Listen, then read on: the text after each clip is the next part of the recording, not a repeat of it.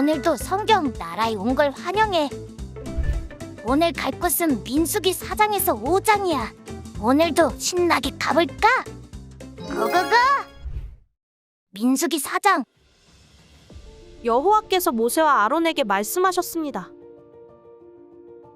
레위 자손 가운데 고핫 자손의 가문별 가족별 인구를 조사하여라. 회막에서 일하러 나올 수 있는 30세부터 50세까지의 남자들을 모두 조사하여라. 고핫 족속이 회막에서 할 일은 지성소를 관리하는 것이다. 진영이 이동할 때는 아론과 그 아들들이 들어가서 칸막이 휘장을 걷어 증거기를 덮도록 한다. 그리고 그 위에 해달의 가죽으로 된 덮개로 덮고 그 위에 순청색 천을 펴고 운반용 채를 끼운다. 진설병을 위한 탁자 위에는 청색 천을 펼쳐서 그 위에 접시들과 대접들과 그릇들과 전제를 위한 잔들을 놓고 또 항상 그 위에 있어야 하는 진설병을 놓는다. 그리고 그 위에 홍색 천을 펴고 해달 가죽 덮개로 덮은 뒤에 운반용 채를 끼운다. 그런 다음에는 청색 천을 가져다가 등잔 받침대와 등잔들과 거기에 사용되는 집게들과 불똥 그릇과 그것에 쓰이는 기름을 담는 모든 그릇을 싼다. 그리고 그것과 그 모든 물품을 해달 가죽 덮개로 덮고 그것을 운반용 틀에 넣는다. 또 금제단 위에 청색 천을 펼쳐 그것을 해달 가죽 덮개로 덮고 운반용 채를 끼운다. 성소에서 일할 때 쓰는 모든 물품들을 가져다가 청색 천으로 싸서 해달 가죽 덮개로 덮고 운반용 틀에 넣는다. 청동제단은 재를 버리고 그 위에 자주색 천을 편다. 그리고 그 위에 그것과 관련해서 사용하는 모든 물품들, 곧 불똥 그릇들과 고기 갈고리들과 부삽들과 대야들을 비롯한 제단과 관련된 모든 물품들을 그 위에 둔다.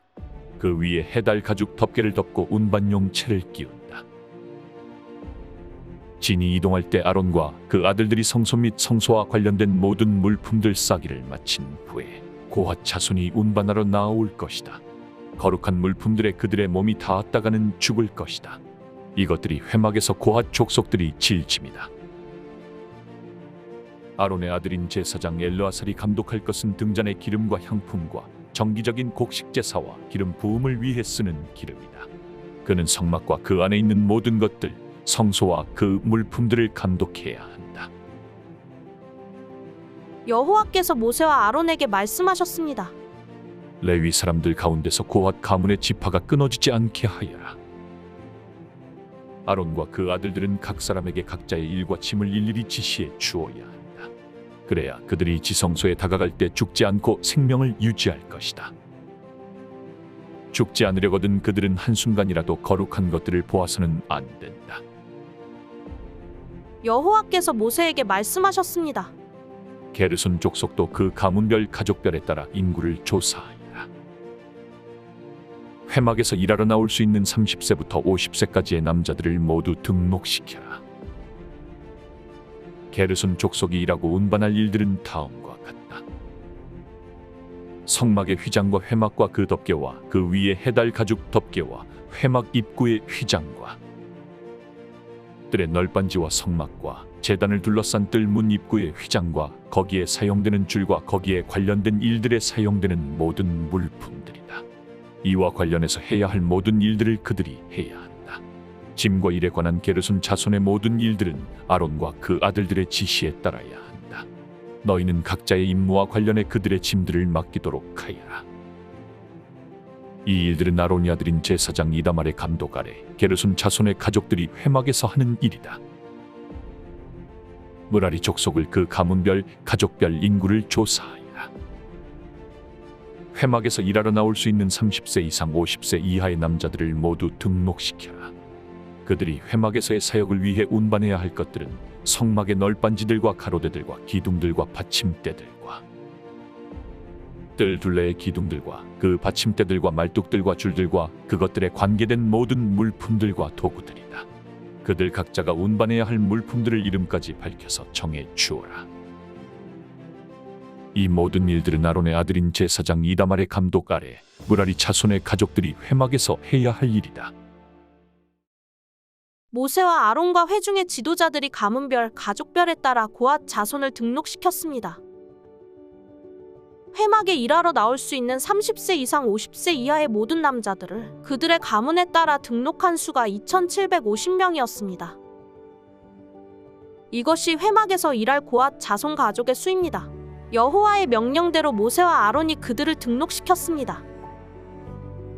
가문별, 가족별로 등록된 게르손 자손의 수는 회막에서 일하러 나올 수 있는 30세 이상 50세 이하의 모든 남자들로 가문별, 가족별로 등록된 수가 2,630명이었습니다.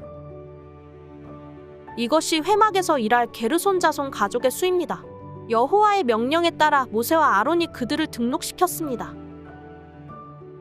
가문별, 가족별로 등록된 무라리 족속의 수는 회막에서 일하러 나올 수 있는 30세 이상 50세 이하의 모든 남자들로 가문별, 가족별로 등록된 수가 3,200명이었습니다. 이것이 회막에서 일할 무라리 자손 가족의 수입니다. 여호와의 명령에 따라 모세와 아론이 그들을 등록시켰습니다. 모세와 아론 그리고 이스라엘의 지도자들이 가문별, 가족별로 등록한 모든 레위 사람들의 수에 따르면 회막에서 사역하는 일을 하고 운반하는 일을 하는 30세 이상 50세 이하의 모든 남자들은 8,580명이었습니다. 여호와께서 모세를 통해 명령하신 대로 각 사람이 해야 할 일과 운반해야 할 짐이 배정됐습니다. 이렇게 모세는 여호와께서 명령하신 대로 그들을 등록시켰습니다. 민수기 5장.